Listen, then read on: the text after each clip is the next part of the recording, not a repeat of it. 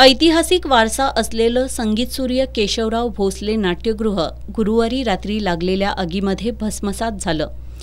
त्यामुळे कोल्हापूरकरातून हळहळ व्यक्त होण्याबरोबरच प्रशासनाच्या विरोधात संतापाची लाट उसळली आहे। या नाट्यगृहाच्या नुकसानीसह पुनर्बांधणी संदर्भात आज संगीतसूर्य केशवराव भोसले नाट्यगृह पुनर्बांधणी आणि संवर्धन समिती आणि महापालिका प्रशासनाची बैठक झाली। या बैठकीत माजी महापौर आर.के. पोवार, ॲडव्होकेट बाबा इंदुलकर, प्रजासत्ताकचे दिलीप देसाई यांनी नाट्यगृहाला लागलेली आग अपघात नसून घातपात असावा अशी शंका उपस्थित करत या दुर्घटनेची सखोल चौकशी करण्याची मागणी केली।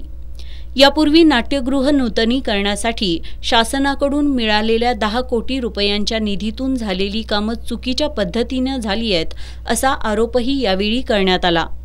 दुर्घटनेसंदर्भात पोलीस ठाण्यात फक्त जळीत म्हणून नोंद आहे। अज्ञाताविरोधात गुन्हा दाखल झाल्याशिवाय विमा क्लेम मिळण्यात अडचण असताना प्रशासनानं कोल्हापूरच्या जनतेची दिशाभूल करू नये असंही यावेळी कृती समितीच्या पदाधिकाऱ्यांनी प्रशासनाला सुनावलं। कृती समिती पदाधिकाऱ्यांनी नाट्यगृहाचा फायर ऑडिट रिपोर्ट खोटा आणि बनावट असल्याचा आरोप केला। महापालिका प्रशासनानं तज्ज्ञ लोकांसह जाणकार अधिकाऱ्यांची समिती नेमून याबाबत तात्काळ कार्यवाही करावी अशी मागणी यावेळी करण्यात आली।